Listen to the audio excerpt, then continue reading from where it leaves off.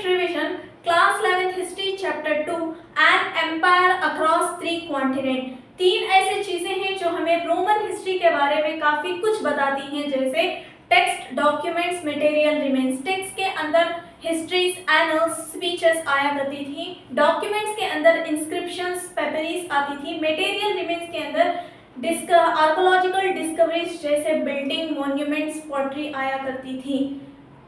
Jesus Christ के birth के बाद से लेकर 7th सेंचुरी के बीच के टाइम पीरियड में two most powerful empire rule किया करते थे, रोम एंड ईरान। ये एक दूसरे के दुश्मन हुआ करते थे और आजू बाजू रहते थे। इन दो एम्पायर के बीच में एक यूफ्रेट रिवर थी जो कि इन टू एम्पायर्स को अलग करती थी। यूरोप एंड अफ्रीका के बीच में एक बड़ा सा समुद्र था जिसे मेडिटेरियन सी कहा जाता था, और ये समुद्र वेस्ट में स्पेन से लेकर ईस्ट में सीरिया तक फैला हुआ था, और लोग इस मेडिटेरियन सी को the hearts of Rome's empire कहते थे। रोम एंड ईरान के बीच में मेजर डिफरेंस हुआ करते थे, जैसे ईरान एम्पायर में डायनेस्टीज रूल किया करती थी, जैसे पार्थियन, ससेरियन डायनेस्टी। लेकिन रोमन एम्पायर में एक कॉमन गवर्नमेंट सिस्टम होता था जो कि डाइवर्स कल्चर्स के लोगों को यूनाइट करके रखता था। रोमन एम्पायर में बहुत सारे लैंग्वेजेस बोले जाने लगी, लेकिन 2 ऐसी लैंग्वेजेस थी जो कि एडमिनिस्ट्रेटिव पर्पस के लिए यूज की जाती थी, जैसे Greek and Latin.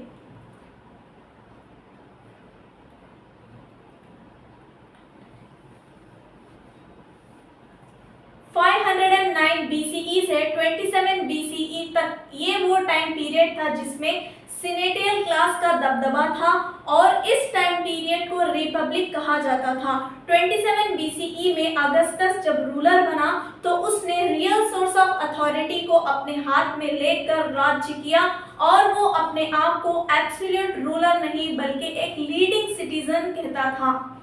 Roman empire में 3 मेन प्लेयर्स हुआ करते थे, एम्परर, सीनेट्स और आर्मी। रोमन एम्पायर की आर्मी ईरान एम्पायर के आर्मी से बहुत ही ज्यादा अलग थी। क्यों अलग थी? ईरान एम्पायर में जो आर्मी होती थी वो कॉन्स्क्रिप्टिव होती थी, यानी कि लोगों को फोर्सफुली आर्मी में भर्ती किया जाता था, और आर्मी में सर्व करना उनके लिए कंपलसरी हुआ करता था। जबकि रोमन एम्पायर में एक पेड प्रोफेशनल आर्मीज को रखा करते थे, और मिनिमम 25 इयर्स तक आर्मी में सर्व करना होता था। रोमन एम्पायर की आर्मी एक सिंगल ऑर्गेनाइज्ड बॉडी हुआ करती थी जो कि लार्जेस्ट बॉडी हुआ करती थी, और सीनेटियल क्लास इन आर्मी से डरा भी करते थे। अगस्टस के बाद उसका अडॉप्टेड सन तिबेरियस रूलर बना था, और इस टाइम पीरियड को अगस्टन एज को पीस टाइम पीरियड की तरह याद किया जाता था, क्योंकि इस टाइम पीरियड में ना तो कोई इंटरनल वॉर यानी कि सिविल वॉर हुई थी और ना ही कोई एक्सटर्नल वॉर हुआ करता था। कुछ समय बाद ट्रेजन जब रूलर बना तो उसने एक्सटर्नल वॉर किए थे, लेकिन इसका ये ऑक्यूपेशन फ्रूटलेस था, क्योंकि इसके बाद के जितने भी डिसेंडेंट्स थे उन्होंने उस पर कंसोलिडेट नहीं किया था। रोमन एम्पायर को 2 कैटेगरीज में या फिर 2 टाइम पीरियड में डिवाइडेड कर दिया गया। 3rd सेंचुरी से पहले के टाइम पीरियड को अर्ली एम्पायर कहते हैं, और 3rd सेंचुरी के बाद वाले टाइम पीरियड को लेटर एम्पायर कहते हैं। रोमन एम्पायर के ईस्ट साइड बहुत सारे डिपेंडेंट किंगडम हुआ करते थे। रोमन एम्पायर जब इसकी पीक पर था 2nd सेंचुरी में, तो सारे के सारे डिपेंडेंट किंगडम्स पर डायरेक्ट रूल किया, और उन सारे के सारे डिपेंडेंट किंगडम्स को अपने अंदर ऑब्जर्व कर लिया। अब रोमन एम्पायर स्कॉटलैंड से लेकर अर्मेनिया तक, सहारा डेजर्ट से यूफ्रेट रिवर तक इतना सारा डाइवर्स कल्चर्स का इतना सारा एम्पायर था कि 60 मिलियन पीपल्स को वो गवर्न किया करता था। तो आखिर ये कैसा पॉसिबल हुआ करता था? तो इसका आंसर ये है कि मेडिटेरियन सी के किनारे कुछ अर्बन सेंटर्स थे, जैसे कार्थेज, अलेक्जेंड्रिया, एंथियोक। इन अर्बन सेंटर्स में अपर क्लासेस के लोग राजा के साथ कोलैबोरेट करके जितने भी आसपास के गांव होते थे वहां से टैक्स को कलेक्ट करके राजा को दे दिया करते थे, और राजा भी इनसे बहुत ज्यादा खुश हुआ करता था। एम्परर गेलिनस के टाइम पीरियड में एम्परर गेलिनस ने सिनेटियल क्लास को इम्पोर्टेंट ना देते हुए इन अपर क्लासेस के लोगों को इम्पोर्टेंट दिया और मिलिट्री कमांड की रिस्पॉन्सिबिलिटीज भी इन अपर क्लासेस के लोगों को दे दी थी। रोमन्स के एतबार से अर्बन सेंटर वो जगह थी जिसकी खुद की ओन मजिस्ट्रेट हो और सिटी काउंसिल हो। रोमन एम्पायर में एक सिटी के अंदर कोई दूसरी सिटी नहीं आती थी, बल्कि एक सिटी के अंदर बहुत सारे विलेजेस आते थे। अर्बन सेंटर में रहने के बहुत सारे एडवांटेज हुआ करते थे, जैसे फूड शॉर्टेज कभी भी नहीं होता था, फेमिन नहीं आती थी और अर्बन पॉपुलेशन साल के 176 डेज सिर्फ एंटरटेनमेंट में और फेस्टिवल्स में बिताया करती थी, जबकि विलेज में रहने वाले फेमिन और भूखमरी से मरा करते थे। रोमन एम्पायर में न्यूक्लियर फैमिली हुआ करती थी। न्यूक्लियर फैमिली में स्लेव्स भी आ जाया करते थे। लेट रिपब्लिक यानी कि फर्स्ट सेंचुरी बीसीई में टिपिकल फॉर्म ऑफ मैरिजेस हुआ करती थी, जहां पर वो वुमेन यानी कि वाइफ्स अपने हस्बैंड की प्रॉपर्टी को ट्रांसफर नहीं कर सकती थी, लेकिन उसके फादर की प्रॉपर्टी में उसका फुल राइट होता था। जब भी उसके फादर की डेथ हो जाती थी तो उस प्रॉपर्टी की लीगल इंडिपेंडेंट ओनर बन जाया करती थी। इस तरीके से रोमन वुमेन्स लीगल जो प्रॉपर्टी ओन करने के लीगल राइट्स को एंजॉय किया करती थी। रोमन एम्पायर में डाइवोर्स इजी हुआ करता था, सिर्फ एक नोटिस पर मैरिज को डिसॉल्व किया जाता था और मेल्स लेट 20s और अर्ली 30s में शादियां किया करते थे, जबकि वुमेन्स लेट 10s और अर्ली 20s में शादियां किया करते थे। एज गैप होने की वजह से बहुत ज्यादा इनइक्वालिटीज हुआ करती थी, जैसे सेंट कॉन्स्टेंटाइन एक बिशप था जिसने बताया कि किस तरीके से उसका फादर उसकी मदर को मारा करता था और उसकी मदर की जितनी भी सहेलियां थी वो अपने एक दूसरे को अपने जख्म दिखाया करती थी और फादर के पास अपने बच्चे के लीगल राइट्स होते थे। अगर वो चाहे अपने बच्चे को मार भी सकता था, अगर वो चाहे अपने बच्चे को पाल भी सकता था।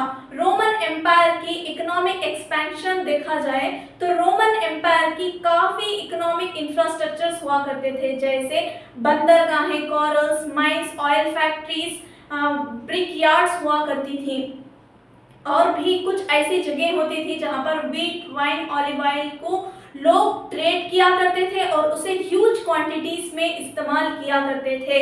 ड्रेसेल 20 और एम्फोरा ये 2 ऐसे कंटेनर्स थे जिसमें ऑलिव ऑयल और वाइन को भर के दूर दूर तक ट्रेड किया जाता था।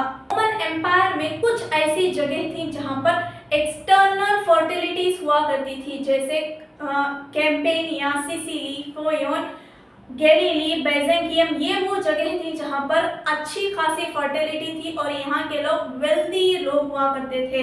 और उसी रोमन एम्पायर में कुछ ऐसी भी जगह थी जहां पर एडवांसमेंट नहीं होता था, वेल्दी पीपल नहीं रहते थे, बल्कि ट्रेंशमन्स रहते थे, यानी कि पेस्टोरल कम्युनिटीज रहती थी जो अपने सर्वाइव के लिए एक जगह से दूसरी जगह जाया करती थी। और जब भी हम एंशिएंट वर्ल्ड का नाम सुनते हैं तो हमारे दिमाग में ये इमेज बिल्कुल भी नहीं आनी चाहिए कि एंशिएंट वर्ल्ड तो बैकवर्ड है, प्रिमिटिव है, पुराने ख्यालात का है। नहीं, ऐसा बिल्कुल भी नहीं था, क्योंकि उस टाइम पीरियड में बहुत ही ज़्यादा एडवांस टेक्नोलॉजिकल एडवांसमेंट हुए थे, जैसे वाटर पावर माइनिंग टेक्निक्स हुआ करती थी, हाइड्रोलिक टेक्निक हुआ करती थी, सिल्वर गोल्ड माइंस हुआ करते थे। एंशिएंट वर्ल्ड में स्लेवरी डीपली रूटेड हुआ करता था। इवन जब क्रिश्चियनिटी इसकी पीक पर था तो ये स्लेवरी को चैलेंज नहीं कर सका। अपर क्लासेस के लोग स्लेव्स के तरफ बहुत ही ज्यादा ब्रूटल हुआ करते थे, थोड़ी भी सिंपैथी नहीं दिखाया करते थे। वहीं पर जो ऑर्डिनरी पीपल्स हुआ करते थे वो कभी कभार स्लेव्स के लिए उनके दिलों में थोड़ी बहुत सिंपैथी हुआ करती थी। फर्स्ट के 2 सेंचुरीज में वॉर ना होने की वजह से स्लेवरी जब डिक्लाइन होती गई तो लोग स्लेव ब्रीडिंग को इनकरेज करने लगे। जब स्लेव्स एक्सपेंसिव हो गए तो लोग वेज लेबर, हायर लेबर से काम चला लिया करते थे। कुछ अच्छे ऐसे मास्टर्स भी हुआ करते थे जो अपने स्लेव्स को फ्री कर दिया करते थे, जिन्हें फ्रीडमैन कहते थे, और उन्हें अपने बिजनेस में मैनेजर बना दिया करते थे। कोलोमेला एक राइटर था जिसने लैंडलॉर्ड्स को 2 एडवाइस दी थी। पहली एडवाइस उसने ये दी कि तुम ट्वाइस रिजर्व स्टॉक अपने पास रखो, तब भी स्लेवरी डिक्लाइन हो जाए तो ये टूल्स की दाम बढ़ जाएगा। दूसरी एडवाइस उसने ये दी कि तुम अपने वर्कर्स को एक टीम में, एक गैंग में बांट दो ताकि जो भी काम होगा वो अच्छे तरीके से होगा। प्लेंटी द एल्डर, वो भी एक राइटर थे जिन्होंने कोलोमेला की सेकेंड एडवाइस को रद्द करते हुए कहा कि यह वरस्ट एडवाइस है, क्योंकि किसी भी ह्यूमन बीइंग को चैन से बांधकर काम करवाना ये अच्छी बात नहीं है। अगर सोशल हायरार्की देखा जाए तो रोमन एम्पायर में, अर्ली एम्पायर में सोशल हायरार्की और लेटर एम्पायर में सोशल हायरार्की कुछ थोड़ा बहुत डिफरेंट थी। अर्ली एम्पायर में सिनेट्स हुआ करते थे फर्स्ट कैटेगरीज में, इक्वेटोरियल क्लास हुआ करती थी और लोअर क्लासेस के लोग हुआ करते थे, आर्मी हुआ करता था, स्लेव्स हुआ करता था। अगर लेट एम्पायर में देखा जाए जो कि 4th सेंचुरी के बाद वाले टाइम पीरियड में, जो सिनेट्स और इक्वेटोरियल क्लास हुआ करती थी, इन टू क्लासेस को मर्ज करके एक नई क्लास बना दी गई थी जिसे एरिस्टोक्रेसी कहा जाता था। फर्स्ट कैटेगरी वो थी। सेकेंड कैटेगरीज में मिलिट्री एलाइट्स हुआ करते थे। थर्ड कैटेगरीज में मिडिल क्लास लोग हुआ करते थे जो कि फार्मर्स हुआ करते थे और मर्चेंट्स हुआ करते थे। फोर्थ कैटेगरीज में जो casual labours, artist, hired labours हुआ करते थे। फिफ्थ कैटेगरीज में स्लेव्स आया करते थे।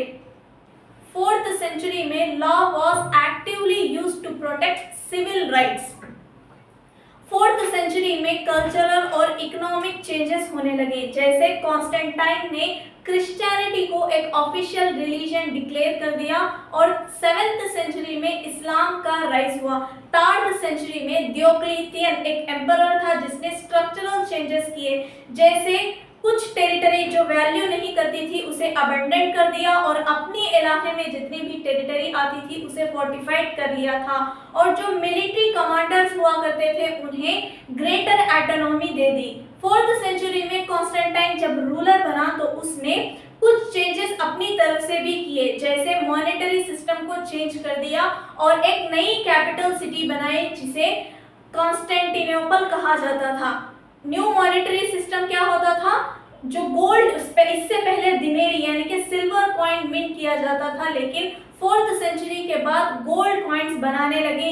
इस मॉनेटरी सिस्टम से बहुत ही ज्यादा इकोनॉमिक डेवलपमेंट हुआ था और रूरल एरिया भी डेवलप होने लगे और अर्बन सेंटर्स में रहने वाले लोगों की लाइफ और भी लग्जरी हुआ करती थी। और भी कल्चरल चेंजेस हुए, नए नए कल्चर्स इमर्ज हुए जैसे जुडाइज्म, क्रिश्चियनिटी। और 6th सेंचुरी में Roman empire west side fall होने लगा, यानी कि वेस्ट साइड में लगातार हमले होने लगे जो कि जर्मनिक ट्राइबल कम्युनिटीज थी जिन्होंने क्या किया था, रोमन एम्पायर की जितनी भी एडमिनिस्ट्रेटिव वेस्ट में थी वहां पर हमला किया और उन्हें वहां से भगाकर अपना एक नया किंगडम को वहां पर स्टैब्लिश कर लिया था।